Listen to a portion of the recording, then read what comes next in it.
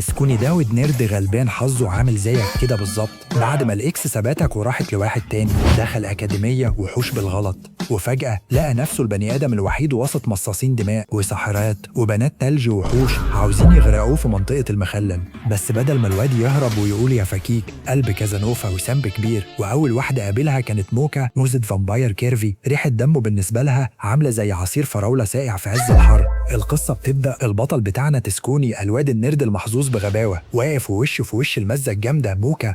البت مش قادرة تقاوم ريحة دمه، ريقتها جريت، وفجأة تطلب منه يدوق مصنع اللبن البقري بس على طريقتها الخاصة. الواد ما كانش مصدق نفسه، بيقولها أنا جاهز يا فنانة، لتنزلق الشفايف في مشهد رومانسي تشم فيه ريحة الفراولة. بس الخوارزميات مبوظة ومخليانا نقول إنه مجرد مص دم بريء جدا. الواد تسكوني عنده 17 سنة وداخل تانية ثانوي في مدرسة اليرموك للربيع، أقصد أكاديمية الوجوه المرعبة للوحوش. داخل سنة جديدة وهو لسه مش مستوعب إنه بني آدم وحيد وسط شلة زومبي ومصاصين دماء. بس نعمل إيه في الهرمونات؟ الحب بيعمل أكتر من كده. فجأة بيلاقي نفسه وسط خناقة حريمي ملوخية بالتراب. الشلة القديمة رجعت، البت الساحرة يوكاري والشريرة كورومو صاحبة القوام الصاروخي اللي كاشفة فيه عن كنوزها بكل ثقة، ومعاهم ميزوري بنت الثلج اللي رياكشناتها أبرد من فريزر توشيبا. البنات نازلين في بعض تشميت وتقطيع لبس عشان مين اللي هيفوز بقلب الواد التسكوني في السنة الجديدة. الواد واقف زي الفرخة الدايخة مش عارف يلم مين ولا مين، لحد ما موكا بتظهر وتنادي ببريء عنيها. الشوق بياخدهم والقلوب بتطير، بس البيت من كتر الفرحة ما كانتش قادرة تقاوم الشحن الفول تشارج لغرايزها. راحت رقعاء عضة في رقبته، جابت أجلوه. الفصل اتملى وحوش جدد، والمديرة نيكومي القطة اللي بثلاث عيون داخلة ترحب بالجميع بضحكتها المستفزة. بس الجو ما كانش هادي، لأن في رسائل تهديد بدأت توصل لموكا، رسائل مكتوبة بدم أو بحبر أحمر شكله مش مريح. واحدة من الرسائل كانت بتقول يا موكا يا حبيبة قلبي، أنا جاية في حفل الاستقبال عشان أخد روحك الطاهرة، بموت فيكي. البنات قعدوا يترعوت ويقولوا دي مجرد اشتغالة من فامباير مراهق، والبيت كورومو قعدت تلمح بحركات لئيمة إنها تلمذة نيو في الكار. لكن تسكوني حس إن في الموضوع، والظاهر إن الكاتب قرر يعمل الحبكة الدرامية المرعبة من أول يوم. تاني يوم في المدرسة الأجواء كانت مشحونة. الواد تسكوني نايم في سريره في سكن الطلاب، عمال يتقلب ويفكر في موكا والتهديد اللي جالها. وفجأة بالليل بيلمح خيال بره الأوضة، حد لابس نيسوكس شرابات طويلة وماشي يتسحب زي الحرامية. البت طلعت سريعة زي الصاروخ واختفت في ضلمة الممرات، وهي بتقول بصوت مرعب قربت قوي يا أختي، يوم حفلة الاستقبال هيكون آخر يوم في عمرك. يوم الحفل جه والكل متجمع في الصالة الكبيرة، وفجأة العيال الجداد بدأوا يعملوا شغب ويتحولوا لأشكالهم الحقيقية من كتر التنطيط، وخرقوا القانون الأول للأكاديمية اللي بيقول لازم تفضل بشكل بشري طول ما انت في المدرسة. الجو اتقلب لخناقة شوارع والكل بيضرب في الكل. في اللحظة دي بالظبط موكا وقفت في النص، وفجأة تحولت لنسختها المرعبة الأورجينال فامباير، عيون حمرة دم، هالة مرعبة من الطاقة الشرير، وطاقة خلت كل الوحوش يركعوا على رجلهم من الخوف والانبهار. الكل كان مذهول، ايه الموزة المرعبة دي اس كلاس ديفيل يا جدعان. موكا هزقتهم بكلمتين ونزلت فيهم تلطيش عشان يهدوا. وفي وسط الهدوء اللي حل فجأة بتظهر البت صاحبة الشعر البرتقالي والشراب البينك من ورا الستارة، وبتمشي بكل برود وثقة لغاية ما وقفته قدام موكا، وبضحكة خبيثة كلها غل قالت أخيرا اتقابلنا. وقالت يا كاشيا موكا، أنا اللي بعتلك الرسايل وجاي أخد حياتك دلوقتي يا أختي الكبيرة. الكل وقف مصدوم، والواد تسكوني فكة لامس الأرض. ومن هنا بتبدأ الكارثة الحقيقية اللي ما كانش حد عامل حسابها. البت اللمضة صاحبة الشعر البرتقالي طلعت مش مجرد ستوكر عادية، دي طلعت كوكو الأخت الصغيرة لموكا. وموكا صرخت في الكل اهربوا يا جديان، البت دي جاية تصفيني. وطبعا الخفاش الصغير اللي كنا فاكرينها شغال راوي للأحداث ملوش لازمة، طلع الجاسوس الخصوصي بتاع الأخت الصغيرة والشغال معاها بنظام العمولات. كوكو نازلة هجوم بأقصى سرعة وهاتك يا تلطيش. الواد تسكوني لقى الجو مكهرب، راح واخد خبطة طيرته في الهوا. ريحة دم تسكوني خلت ريقها يجري هي كمان. عيلة فامباير متعطشة للدم صواريخ، مفيش كلام. الخناقة كانت هتولع أكتر لوما دخلت روبي الملف الجامدة اللي شغالة مع رئيس مجلس الإدارة، ومعاها المدرس جوتشيبو اللي شكله يسد النفس. روبي كبست على نفس البت كوكو وقالت لها لمي نفسك يا شاطرة واطلعي على فصلك بدل ما اعمل لك قعدة بحر. كوكو انسحبت وهي بتهدد. بعد الهيصة دي الشلة قعدت مع تسكوني عشان يفهموا الحبكة. موكا حكت لهم السر، احنا اصلا 4 اخوات حريم، انا رقم 3 وكوكو دي الاخت الصغيرة من ام تانية، زمان كنا نازلين في بعض دبح وخناق كل يوم، وما كنتش بسيبها تكسبني ابدا عشان وقتها ما كنتش لسه حاطه الروزاريه اللي حابسه قوتي الحقيقيه. ويوم ما قررت اسيب البيت واعيش في عالم البشر واقفل على قوتي، البت اتقمصت وقفلت منها واعتبرتني اخت مش مسؤوله سبتها لوحدها. البت ميزوري بكل برود قالت طب ما ندفنها في الفريزر ونرتاح، لكن فجأة كوكو رجعت تاني ومعاها الخفاش بتاعها اللي بيتحول لأي شكل، وبدأت تضرب في الكل بحركات نيكست ليفل غشيمة. البنات يوكاري وكورومو حاولوا يعملوا دخلة بريتي ويتش وبتاع، بس كوكو رقعتهم علقة سريعة وسط العرض ومستنتش يخلصوا جملتهم، قصف جبهة في منتصف الجبهة. حتى رئيس النادي الإعلامي جين وروبي لما حاولوا يدخلوا الموضوع قلب تصوير لقطات سنبنة ومقالب ملهاش أي 30 لازمة. موكا شافت المنظر قالت خلاص دي مشكلتي ولازم أحلها بنفسي من غير ما داخل السناجب دول معايا. راحت قابلت كوكو في ساحة فاضية وقالت لها يلا ننهي الموضوع. كوكو بدأت تضرب بكل غل وموكا مستسلمة تماما ومبتدافعش عن نفسها لحد ما وقعت على الأرض. كوكو صرخت وهي بتعيط ليه مش بتحاربي بجد؟ انت عارفة انا عشت ازاي في البيت الكبير ده لوحدي بعد ما سبتيني؟ هنا الواد تسكوني والشلة ظهروا فجأة، وتسكوني بعبقرية مرعبة لقط الفولة وقال اها يعني انت كل اللف والدوران ده ورسائل المرعبة عشان كنت حاسة بالوحدة وبتحبي اختك وعايزاها ترجع لك؟ الحقيقة طلعت صدمة عاطفية، بس كوكو كفشت وقالت بس يا سمب انت وهو انا بكرهها، وراحت هجمت عشان تخلص عليها تماما. في اللحظة دي تسكوني شد الروزارية من رقبة موكا، طاقة المخلل والدموية اشتغلت، الشحن بقى فول شارج، وعيون موكا تحولت للأحمر الدموي المرعب، والنسخة الاس كلاس ظهرت على الساحة. موكا ضربت كوكو ركلة طيرتها في السماء، بس كوكو هي بتقوم على رجليها ومنهارة صرخت جملة غيرت كل الحسابات، أنا مش عايزة موكا الضعيفة دي، أنا عايزة أختي القديمة المرعبة الشديدة، أنت مش أختي. تطلع عندها فيتش مع الأخت الشديدة وبتموت في التهزيق. كوكو انسحبت وهي بتعيط وبتقول أنا هجمع معلومات وهترجعلي أختي الحقيقية لو طال الزمن. المعركة خلصت وموكا رجعت لطبيعتها الكيوت، ورجعت تشم في رقبة تسكوني كالعادة وكأن مفيش أي مصيبة حصلت من شوية. يوم دراسي جديد بيبدأ في مدرسة اليرابيع المرعبة، والمديرة بتفجر قنبلة في الفصل. بكرة يا شباب عيد ميلاد أمي، أقصد يوم مجلس الآباء، وعايزة أهاليكم تشرفنا عشان يشوفوا خيبتكم القوية.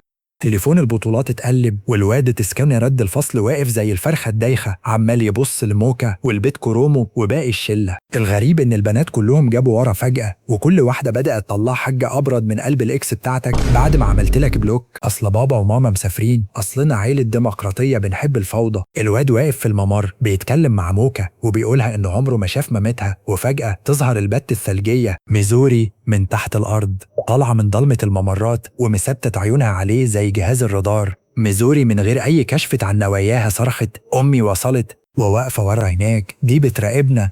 الواد بيلف رقبته لقى ست جامدة نسخة طبق الأصل من بنتها بس على وضع الملف الشك، هيبة وتلج بريء عينها يوقف الدم في العروق. البت ميزوري مسكت يد تسكوني وقالت لأمها بصوت يرعش أهو ده يا أمي الواد اللي حكيت لك عنه، ده خطيبي كازانوفا الجيل. تسكوني فك لمس الأرض وقال في سره خطيبك مين يا فنانة؟ أنا يدوب ماشي جنب الحيط. الأم دخلت الدخلة تشيك وبكل برودة تلجي هزت راسها وقالت أهلا يا زوج ابنتي المستقبلي. وقبل ما تسكوني ينطق ويفك الورطة ظهرت الصاروخ التاني كورومو وهي بتجري وجايبة معاها أمها هي كمان. الأم الجديدة دخلت بدرع فليبرز وبأعلى لفل من السنبنة الإجبارية كشف عن كنوزها اللي طلعت أطرع وأكبر من كنوز بنتها بكتير. مسكت تسكوني من رقبته وقالت ايه ده؟ هو ده السنب اللي بنتي بتلعب معاه؟ يلا يا واد سيبك من بنت التلج دي وتعالي اتغدى عندنا بكرة، هعلمك ازاي الحب الحقيقي بيكون بالجسد المشحون فول شارج. الخناقة قلبت حريمي بلدي بين الأمهات وسط المدرسة، والواد تسكوني واقف في النص كرامته سقطت في منطقة المخلل وما بقاش عارف يلم جبهته من قصف الأمهات. الموضوع زاد غشامة لما بدأت حصة الألعاب في الملعب الكبير والأمهات قعدوا على المدرجات يراقبوا. أم زوري لفت لبنتها وقالت لها بلهجة صارمة لو بتحب الواد ده بجد جمده حطيه في قفص تلج وخليه عندك في البيت للأبد، ده أضمن لفل علاقات الساحرات. والناحية التانية أم كورومو بتوزع نظرات الغل وبتقول لبنتها استخدمي سحر الساكيوباس وشحنيه طاقة هرمونية خليه يرفس وراكي زي الحمار. البت كورومو ما كانتش عايزة تستخدم السحر، كانت عايزة تسكوني يحبها لشخصها بس تحت ضغط أمها. راحت هجمت على الواد عشان تثبته. في نفس اللحظة البيت ميزوري هجمت هي كمان عشان تجمده وتلغيه من الوجود. الخناقتين دخلوا في بعض والواد ديسكوني لقى نفسه هيتحول لآيس كريم بالفراولة في ثانية واحدة. وفجأة وسط الهيصة دي الأمهات أم ميزوري وأم كورومو بصوا لبعض واكتشفوا المفاجأة الأسطورية، طلعوا كانوا زمايل تخوت في نفس المدرسة دي من 20 سنة. وبدأت رادارات التلقيح والشتائم القديمة تشتغل. انت لسه زي ما انت يا بتاعة الصواريخ بتخطف الصبيان، وانت لسه أبرد من التلاجة ومحدش كان بيعبرك. الموضوع قلب خناقة شوارع بجد، وحوش كبار نازلين ضرب بتوكسيك انرجي هزت المدرسة كلها. موكا راحت شد الروزارية من رقبتها، الشحن بقى فول تشارج. النسخة الاس كلاس المرعبة ظهرت بعيونها الحمراء الدموية ورقعت الأرض خبطة خلت الأمهات والعيال يطيروا في الجو ويقعدوا مؤدبين في ثواني. بعد ما العلقة الخفيفة دي خلصت الأمهات بدأوا يفوقوا ويرجعوا لعقلهم. البنات وقفوا قدام أهاليهم وبكل شجاعة قالوا احنا آسفين يا أمهاتنا، بس احنا هنكسب قلب تسكوني بطريقتنا الخاصة ومن غير قلة قيمة ولا تجميد. الأمهات اقتنعوا والجو هدي والكل بدأ يلم حاجته ويمشي بعد ما يوم الآباء قلب مجزرة عائلية. تسكوني واقف مع موكا في نهاية اليوم بيبصوا على الغروب، والواد لسه مش مستوعب كمية الكوارث اللي بتحصل في حياته بسبب الهرمونات دي. التفت لموكا وقالها هو أنا مكتوب عليا أفضل أتبهدل وسط عيلتكم كده على طول؟ موكا ضحكت ببريق عينيها الكيوت وفجأة لفت رقبته وعضت العضة التمام عشان تفكروا إنه هيفضل الصنب المخلص لبقية الحبكة. البت النرد الصغنونة يوكاري واقفة هيمنة في ملكوت السنبنة وعمالة تبص للواد تسكوني بنظرات كلها حب، لكن الواقع المرير صدمها لما لقت الصاروخ كورومو وباقي الشلة مالين العين. وكورومو رائعتها الكلمة اللي بتجرح فكيكي يا شاطرة، تسكوني مش هيبص لعيلة زيك، الرجالة بتحب المقاسات الكبيرة والتضاريس الواضحة. الكلمة نزلت على جبهة يوكاري قصف تالت ومتتالي، والبيت قعدت تعيط في جنب وتقول هو أنا يعني عشان حتة عيلة مش هعرف ألفت انتباهه؟ طب والعمل؟ فجأة الكاتب قرر يعمل الحبكة الدرامية، والبيت يوكاري من كتر العياط والغلة نامت في عيادة المدرسة. وهي نايمة بتظهر لها واحدة ست غامضة اسمها ماكو، ملامحها طيبة ومستفزة في نفس الوقت، وقالت لها مالك يا بيبي زعلانة ليه؟ نفسك تكبري وتبقى مزة كيرفي ومصنع لبن متحرك عشان تسكوني يرجع يسحب سنبنا وراكي. أنا عندي الحل بالماجيك الخصوصي. يوكاري من كتر السذاجة وافقت فورا، وفجأة الشحن بقى فول تشارج. تاني يوم في المدرسة الأجواء اتقلبت خناقة ريتنشن وعيون العيال كلها طلعت لبره. الواد تسكوني ماشي في الممر فجأة لقى مزة صاروخ طول بعرض وماشية تتدلع بنكست ليفل من الأنوثة الطاغية اللي مفيش بعد كده. العيال واقفين ريقهم جري وتسكوني فك لمس الأرض وما بقاش مصدق لحد ما المزة قربت منه قالت بدلع ايه يا تسكوني مش عارفني؟ أنا يوكاري. يا نهار أبيض، البت اتغيرت 180 درجة وكشفت عن كنوزها اللي بقت تضرب في العالي، والكل بقى يتساءل هي نامت في مصنع قشطة ولا ايه؟ بس الكارثة ان يوكاري بعد ما كبرت اكتشفت انها ما عندهاش لبس يناسب الكنوز الجديدة دي لدرجة انها مش عارفة تشتري بيرة مقاسها. موكا قفشتها وقالت لها بقولك ايه يا شاطرة، الجسم ده خطير ومثير للشغب والعيال هنا هيموتوا على المخلل بتاعتك، ممنوع تخرجي من سكن البنات لحد ما نتصرف. يوكاري طبعا مصدقتش ونزلت تتباير بجسمها الجديد في المدرسة، والعيال النردات ماتوا في جلدها لدرجة ان الواد ديسكوني نفسه وشه جاب ألوان وخلع جري من كتر الكسوف. زيك كده بالظبط لما تشوف مزة جامدة في الشارع وتعمل نفسك بتبص في التليفون. الوقت ده بالظبط جه ميعاد الكشف الطبي السنوي للمدرسة، والبنات واقفين طوابير عشان قياس الطول والوزن والتضاريس. البات كورومو وقفت تقيس، ولما جه دور يوكاري دخلت بكل ثقة وهزت وسطها وقالت ما بلاش كلمة فلات دي تاني بقى. بس الصدمة جت لما روبي حطت المازورة وقالت الطول 153 سنتيمتر والوزن كذا. يوكاري صرخت مستحيل، عيد القياس تاني، الملي الواحد بيعمل أزمة ثقة يا فنانة. يوكاري حست إن الجسم الكبير ده ملوش قيمة لو العقل والقلب لسه مش ناضجين، وجريت على الحمام وهي منهارة. وهي بتعيط ظهرت الست ماكو تاني. يوكاري جريت عليها وقالت لها أبوس إيدك كبري تضاريسي أكتر عشان تسكوني يبوس لي. هنا الست ماكو وشها اتقلب وضحكت ضحكة شريرة هزت المكان وقالت يا ليكي من عيلة غبية وساذجة، انت فاكرة اني عملت كده لله وللوطن؟ انا اصلا وحش بيتغذى على طاقة الغل والحزن والمشاعر السلبية. انا كبرت جسمك مخصوص عشان لما تكتشفي ان مفيش حاجة اتغيرت، صدمتك ويأسك يبقوا اكبر واكلك وانت فريش. وفجأة الست تحولت لوحش مرعب وبدأت تمتص طاقة يوكاري وتخنقها. في اللحظة دي بالظبط يوكاري وهي بتموت في ايد الوحش عيطت وقالت انا كنت فاكرة ان لو جسمي كبر هبقى كبيرة زيهم، بس تفكيري ده هو اكبر دليل اني لسه طفلة غبية. ومع اختفاء الوحش السحر اتمسح فجأة، ورجعت يوكاري لحجمها الطبيعي الصغير والكيوت. البيت كورومو قعدت تتريق عليها وتقولها أهو سحرك فك ورجعتي فلات تاني يا شاطرة. بس يوكاري المرة دي مردتش بغل وبصت لتسكوني بكل نضج وقالت أنا عرفت إن العقل والقلب هما اللي بيعملوا الكازانوفا الحقيقي، وأنا هشتغل على نفسي ومن اليوم وطالع هطور روحي ومستنياك يا تسكوني لما أكبر. الجو في المدرسة مقلوب والشباب واقفين على باب فصل الطبخ رقيهم جريان عمالين يتخيلوا الموزز وهم بيطبخوا لهم لقمة ترمي العظم. بس الصدمة جوه الفصل كانت نكست ليفل. المدرسة أبسارة داخلة بحماس مش مبرر وعمالة تدش خطبة تاريخية وتشرح إن الكاري الهندي أصله تاميلي، والبيت يوكاري واقفة تطبخ جرين كاري غريب حاطة فيه مستخلص ضفادع عشان تسكوني يشحن طاقة سنبنا فوري. أما كورومو فقررت إن الأكل سياسة والأنوثة الطاغية هي درع المؤامرة وقعدت ترمي توابل تلهب المشاعر.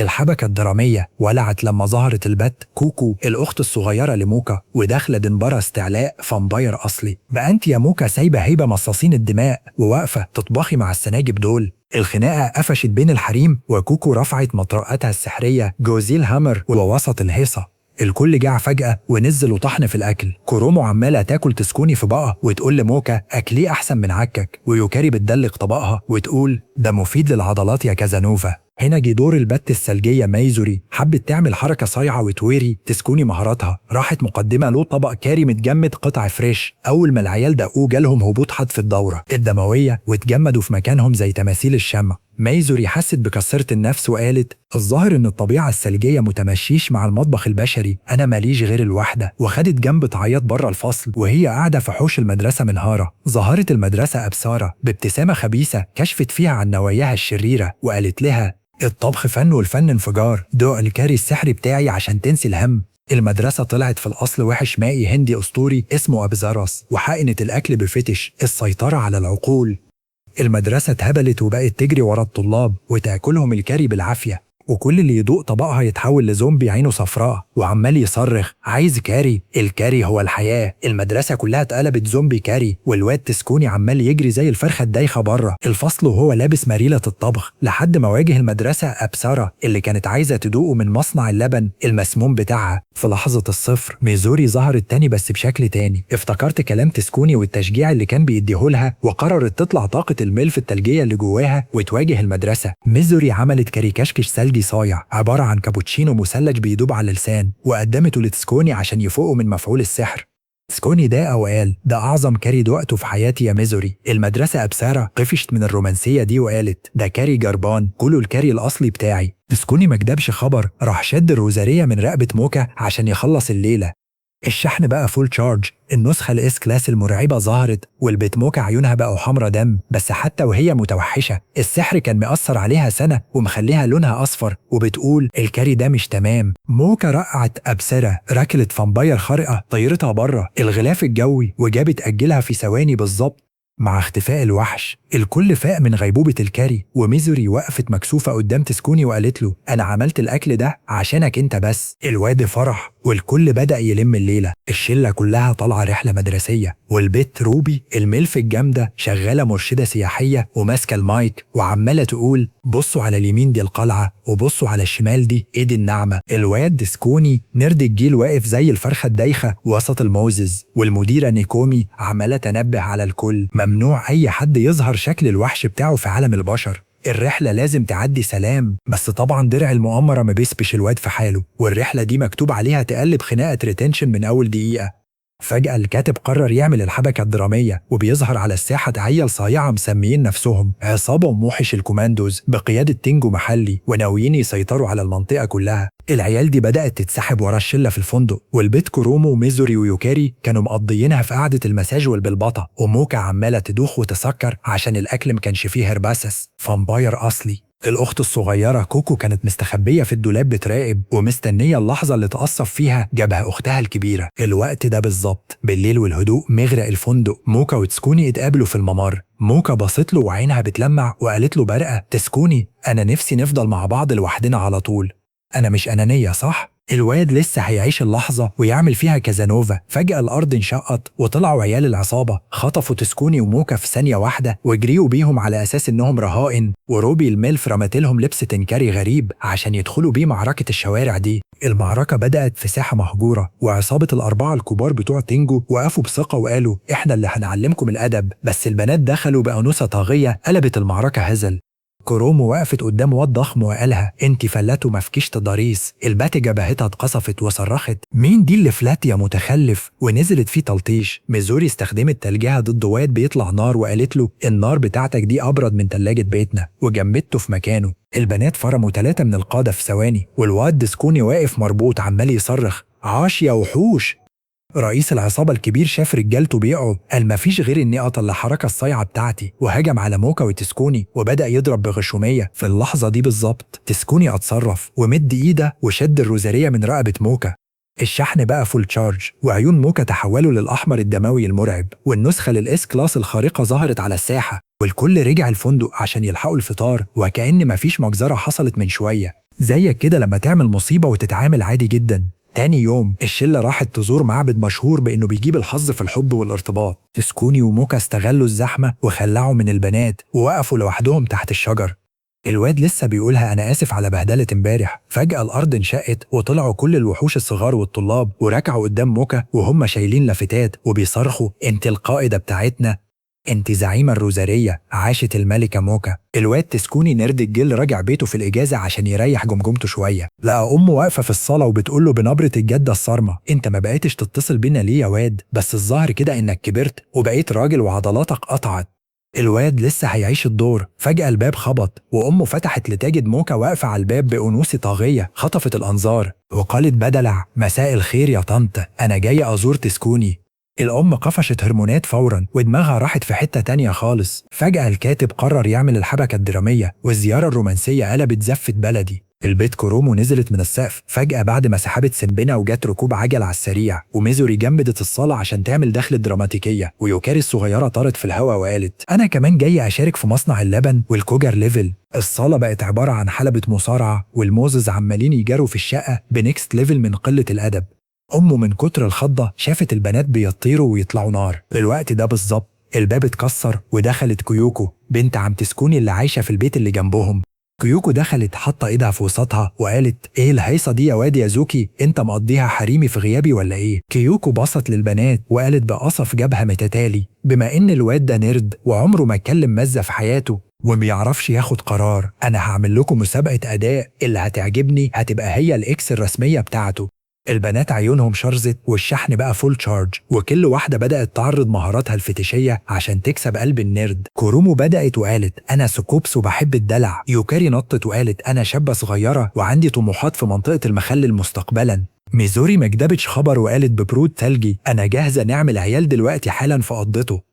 الواد تسكوني وشه جاب ألوان وهيبته سقطت قدام أهله تماما، صرخ وقال بس يا جماعة فضحوتنا في منطقة عالم البشر. كورومو وميزوري قفشوا في بعض وبدأت خناقة شوارع وتكسير في أساس البيت، ويوكاري عمالة تحدف تعاويذ سحرية طيرت أم تسكوني في الهوا لحد ما يغمى عليها من كتر الرعب. أم تسكوني فاقت ولقيت موكا قاعدة جنبه وبدأت تتكلم معاها بروكان. الأم قالت لها انتي بقى يا كاشيا تسكوني ما بيبطلش كلام عنك في التليفون، صوتك دايما بيفكروا بالأمان، وأنا فرحانة إنه لقى صاحبة قوية زيك. موكا وشها أحمر وعاشت اللحظة الكيوت، بس طبعا الشلة المفسدة مسبتهمش. كورومو وميزوري طلعوا يجري وراهم وعايزين يفرتكوا المكان ويخلصوا على موكا عشان ياخدوا الواد سحب سنبنا حصري. هنا بقى جا وقت الجد. تسكوني لقط الفولة ومد ايده وشد الروزارية من رقبة موكا وبصت للشلة اللمامة وقالت بلغة حاسمة يا شوية قباش بتخلوني أدخل عشان خناقة حريمي جربانة زي دي؟ موكا المرعبة نزلت فيهم تلطيش وفرتكت العصابة كلها، وفي 23 ثانية بالظبط كانت مونيما كورومو وميزوري في الأرض وكسر مناخيرهم. وبصت لتسكوني وقالت له مسيرك في يوم من الأيام تختار شريكة حياتك بنفسك يا واد يا نرد، ما تنساش الكلمة دي. العقوبة وصلت بسبب الشغب في عالم البشر. الرحلة مدرسية اتلغت والكل هيتكر على الأكاديمية فورا. البنات قعدوا يعيطوا. موكا ودعت الأم بكل أدب وركبت الباص. كيوكو بنت عمه صحيت في الآخر مفزوعة وقالت أنا شفت بنات بتطير وحوش. فالأم قصف جبهتها وقالت لها انت أكيد كنت بتحلمي يا حبيبتي، دول بنات كيوت خالص. بس كيوكو حفت من جواها وقالت ورحمة أبويا لأسافر وراهم أكاديمية الوحوش دي وأعرف السر بنفسي. القصة المرة دي بدأت تقلب دراما انضباط أخلاقي في ممرات الأكاديمية، والبوت روبي الملف الجامدة نازلة في دور رئيسة لجنة الأمر بالمعروف وقررت تلم الغسيل. روبي واقفة على الباب والشرار بيطلع من عينها، وأول ما شافت شلة الصواريخ كورومو ميزوري ويوكاري صرخت بجملة قصف جبهة متتالي: الجعبد دي قصيرة نيكست ليفل وهتبوظوا أخلاق الواد ديسكوني، الانضباط لازم يرجع. البت كورومو ما كدبتش خبر، راحت رافعه جيبه اكتر وقالت لها بقول لك ايه يا طنط، احنا بنات في سن المراهقه والانوثه الطاغيه دي درع المؤامره بتاعنا، وبعدين الموضه كده. والجو بدأ يشحن طاقة سنبنا مش مبررة لحد ما دخلت المدرسية القطة نيكومي وهي عمالة تدلع بنكست ليفل من الكيوتنس الجربان وتقول يا جماعة سيبوا العيال تفك عن نفسها شوية. روبي مسكتها من قفاها وشدتها بره الممر وقالت لها حتى المدرسين بقوا محتاجين ضبط وإحضار. فجأة الكاتب قرر يعمل الحبكة الدرامية، والواد جين رئيس قسم الصحافة والنرد الأكبر في المدرسة دخل في الموضوع عشان يلقط أي حوار ريتنشن عالي. الواد تسكوني ماشي في الممر فجأة لقى موكا داخلة عليه ووشها في الأرض ومكسوفة، وقالت له بنبرة غامضة تسكوني أنت النهاردة ريحتك عرق وشكلك مش كازانوفا خالص، البنات هتكرهك لو فضلت كده. الواد وشه جاب ألوان وهيبته سقطت في الأرض ولسه هيبرر، فجأة هبت عاصفة هوائية مجهولة طيرت جابات البنات كلهم في الممر. اللقطة كانت فيتش أصلي وكل عيال المدرسة وقفوا متنحين وعيونهم طلعت لبره. روبي شافت المنظر وجالها صدمة عصبية وصرخت ده قلة أدب رسمي، أنا هفعل تعويذة الاستدعاء الخماسية عشان ألم الليلة دي. تسكوني لقى الحوار بدأ يقلب تكسير وعنف، فتدخل وحاول يهدي روبي ويقولها يا روبي انت واحدة مننا، بلاش حركات التحكم الكوجر دي، احنا بنحبك زي ما انت. روبي أول ما سمعت كلام تسكوني عقلها طار وحست بنوع من العاطفة الجياشة، وبصت له بعيون هيمنة وقالت يعني انت شايفني معاكو يا تسكوني؟ طب شيلني بقى عشان رجلي وجعتني. البنات قفشوا من الرومانسية المفاجئة دي وصوته البت دي قلبت سم في ثانية. تسكوني لقط الفولة ومد ايده وشد الروزارية من رقبة موكا عشان ينهي المهزلة دي، وبصت للكل بغضب وقالت يا شوية عباش بتعملوا خناقة عشان حتة قماشة وقصيرة ولا طويلة، أنا هوريكوا الانضباط على أصوله.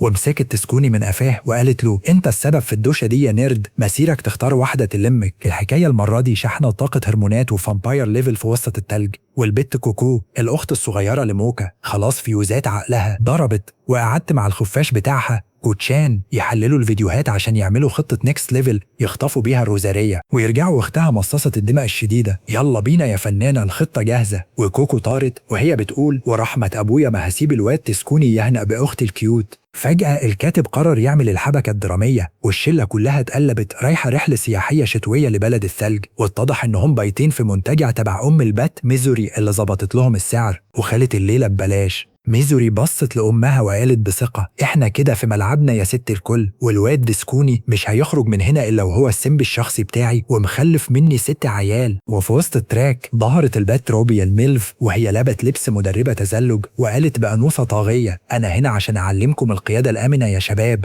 النردات كلهم ريقهم جري، والبات كورومو قفشت وقالت الميلف دي بتسحب الريتنشن مننا. الاجواء ولعت لما كورومو ويوكاري بداوا يتخانقوا مين اللي هيعلم تسكوني التزلج. كورومو قالت بدلع كنوزي مخليه التوازن عندي صعب ومحتاجه سنده. ووسط الهيصه دي كوكو نزلت من السما زي القضاء المستعجل وهجمت على موكا عشان تشد الروزاريه، وقعدت تعض فيها وتقول لتسكوني انت ازاي يا واد يا نيرد بتفك البتاعه دي بالصدفه وانا شابه فامباير اصلي مش عارفه اهوب ناحيتها. ومن كتر الشد والجذب التراك انهار بيهم، والواد تسكوني وكوكو اتسحلقوا ووقعوا في اعمق حته في الوادي والتلوج غطتهم تماما. الوقت ده بالظبط العاصفه بقت نيكست ليفل وتسكوني فوق لقى نفسه مع كوكو في مغاره متجمده.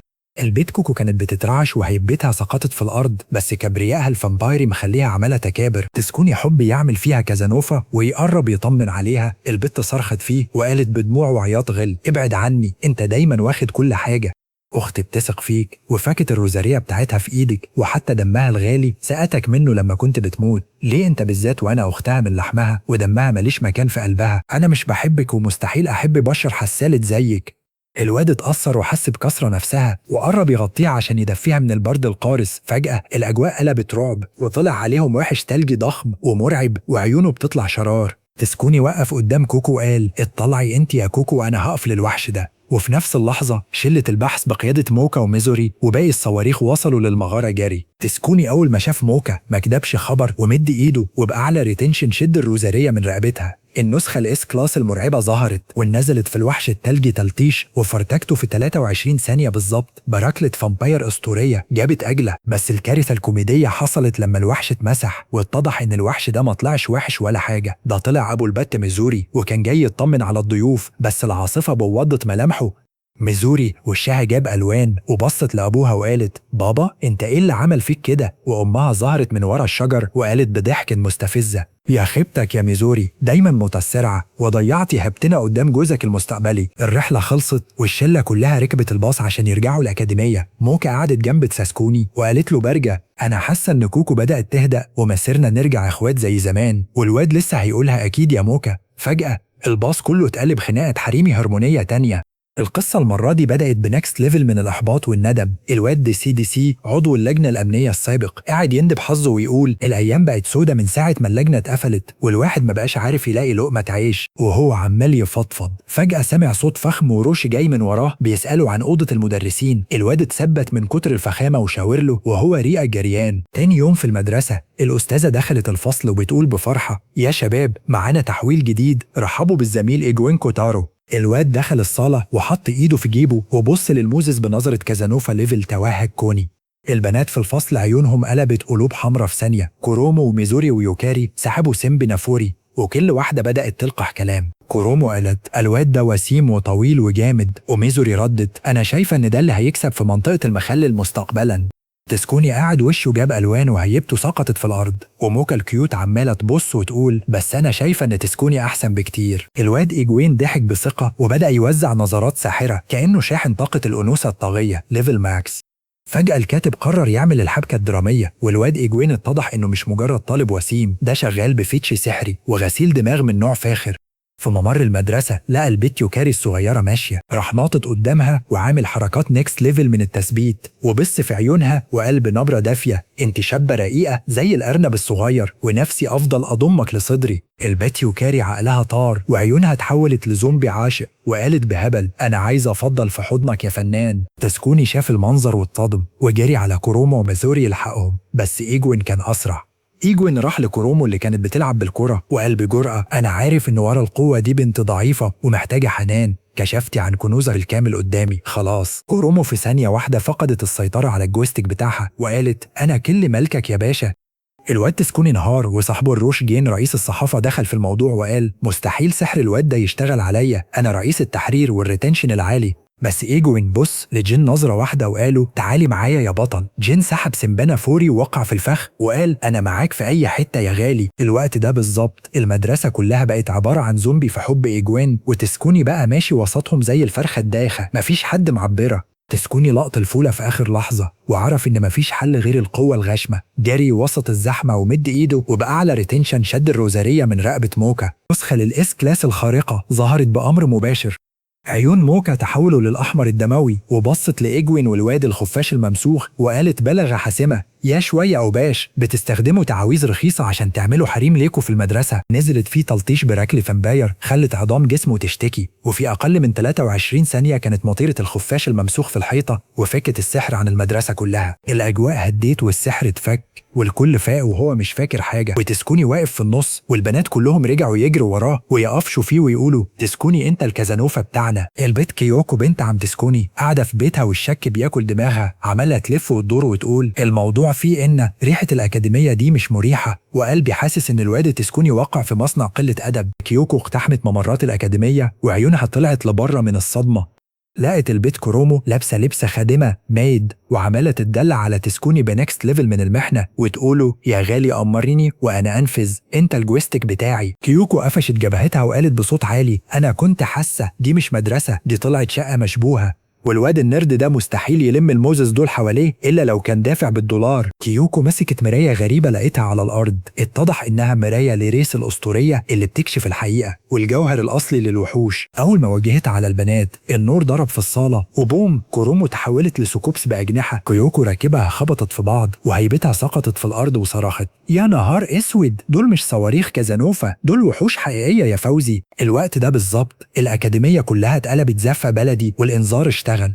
البت روبي الملف الجامدة دخلت الممر وهي بتهنهج وقالت يا جماعة مصيبة سودة، مراية ليريس السحرية اتسرقت من خزنة المدير العام، ودي مش مجرد مراية بتكشف الوشوش، دي بتطلع طاقة ريتنشن عالي بتفرتك درع فليبرس المنيع والحاجز السحري اللي حامي المدرسة من عالم البشر. جين رئيس الصحافة دخل في الحوار وعيونه عمالة تقلب يمين وشمال من كتر غسيل الدماغ والمراية مأثر عليه. ورابي صرخت المشتبه بيها بنت شعرها برتقالي وحاطة خفاش جربان على كتفها. تسكوني لقط الفولة فورا وقال دي كوكو مفيش غيرها. الأمور بدأت تخرج عن السيطرة تماما. المدرسية القطة نيكومي تحولت لقطة شرسة، بس فجأة ظهر الكيان السحري المرعب بتاع المراية شخصيا. الكيان ده وجه الشعاع على موكا، وفي ثانية واحدة حصلت الصدمة الكبرى. موكا انقسمت الاتنين.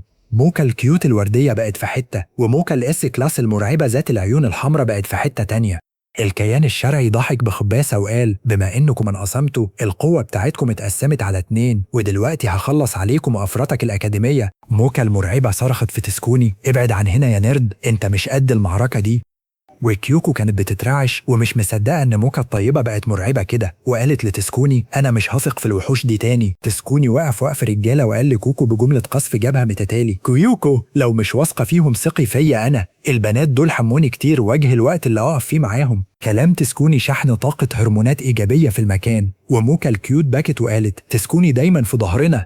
جاء وقت الجد والتكتيك الصايع عشان يخلصوا من الليلة دي. البيت كرومو وميزوري فاقوا بفضل كلام تسكوني. أول ما المراية اتكسرت السحر الأسود اختفى وموكا رجعت لشخصيتها الطبيعية. الواحدة الإس كلاس بعد ما لفت الحجاب السحري حوالين المراية المكسورة عشان تمنع تسرب الطاقة. المدير العام ظهر فجأة ومسك البيت كوكو من قفاها وقالها انت بقى اللي سرقتي الخزنة، تعالي معايا على مكتب التحقيق عشان تتربي. كوكو بصت لتسكوني وقالت له وهي مكسوفة يا واد يا زوكي انت بتحب الأكاديمية دي بجد؟ تسكوني ابتسم وقالها طبعا دي المكان اللي لقيت فيه أصدقائي الحقيقيين. كيوكو تنهدت وقالت خلاص طالما أصحابك صواريخ وجامدين كده أنا هثق فيهم عشان خاطرك. اللقطة الأخيرة اتقفلت بكارثة درامية مرعبة. العاصفة هديت بس فجأة السماء سودت والحاجز الكبير للأكاديمية بدأ يتشقق ويقع حتة حتة وكأن الخطر الأكبر لسه هيبدأ رسمي. فجأة الأرض بدأت تتهزز والسماء اتقسمت نصين كأنها لوحة إعلانات مكسورة. الحاجز السحري الأعظم اللي حامي المدرسة من عالم البشر بدأ يتفرفتك حتة حتة. البيت روبي الملف صرخت وهي مرعوبة الحقونا. طاقة الريتنشن العالية اللي طلعت من مراية ليريس بوظت التحكم في الروزارية الأساسية والحاجز بنهار والوحوش الهائجة هتنزل تاكل عالم البشر في ثانية واحدة. كيوكو بنت عم تسكوني لقطها الرعب وهيبتها سقطت في الأرض وقالت يا نهار اسود، يعني احنا والطنط مقالنا نموت في مصنع اللبن والوحوش ده؟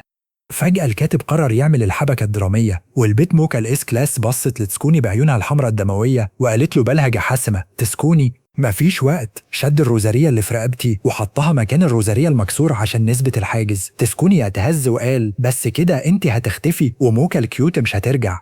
موكا صرخت فيه بجملة قصف جبهة متتالي انت لو مش قادر تحميها بقوتك سيبني انا احمي الناس اللي بتحبهم ارجوك خلص. تسكوني غمض عينه وبقى على ريتنشن شد الروزارية وحطها في التابوت السحري. النور ضرب في المكان وموكا اختفت وهي بتقول اشوف وشك على خير يا واد يا نيرد. وعدنا في حتة تانية تاني يوم في المدرسة. الاجواء رجعت طبيعية ظاهريا والست نيكومي داخل الفصل تاخد الغياب بأنوثة طاغية جربانة. وفجأة الباب انفتح ودخلت موكا.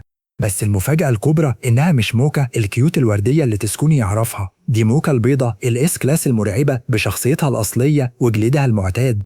البت دخلت وحطت رجل على رجل وقالت أنا موجودة يا دكتورة. الشلة كلها سحبت سيمبي نافوري وكورومو وميزوري بدأوا يلقحوا كلام. البت دي قلبت كذا نوعها علينا من الصبح بس يلا تغيير. في حصة الرياضة الأجواء ولعت نكست ليفل. البنات نزلوا تراك بملابس الرياضة الشاحنة طاقة. تسكاني كان قاعد على الدكة ومش طايق نفسه وموكا البيضة قعدت جنبه وقالت له ببرود ثلجي موكا التانية اللي انت كنت مقضيها معاها ساحب سيمبنا كانت مجرد وهم وسحر وانا الحقيقة الوحيدة اللي لازم تتعايش معاها مستقبلا. أم البيت ميزوري وأبوها اقتحموا المدرسة فجأة ومعاهم حواشي ومخلي المعتبرين. الأم دخلت تزغرد وتقول يا جماعة احنا جينا عشان نكتب كتاب ميزوري على تسكوني فورا ونخلص من الهم ده. الواد وشه دبلان ومحتاج ست تلمها في بلاد التلج. البيت كرومو أول ما سمعت كده فيوزات عقلها ضربت وصرخت على جثتي لو موكا الوردية مشيت يبقى أنا الأحق بمنطقة المخلل والقلب بتاع تسكوني. أنا ياما اتعلت وياما كنت الصاروخ الرسمي بتاعه. الخناقة ولعت وأم ميزوري بصت لأم كورومو وقالت بنتك دي عايزة تربية نيكست ليفل. في ليلة ظلمة البات روبي الميلف راحت لتسكوني في السر وهي حاسة بذنب قاتل وقالت له وعيونها في الأرض تسكوني أنا هكسر أوامر المدير العام لأول مرة وهقولك على السر الكوني.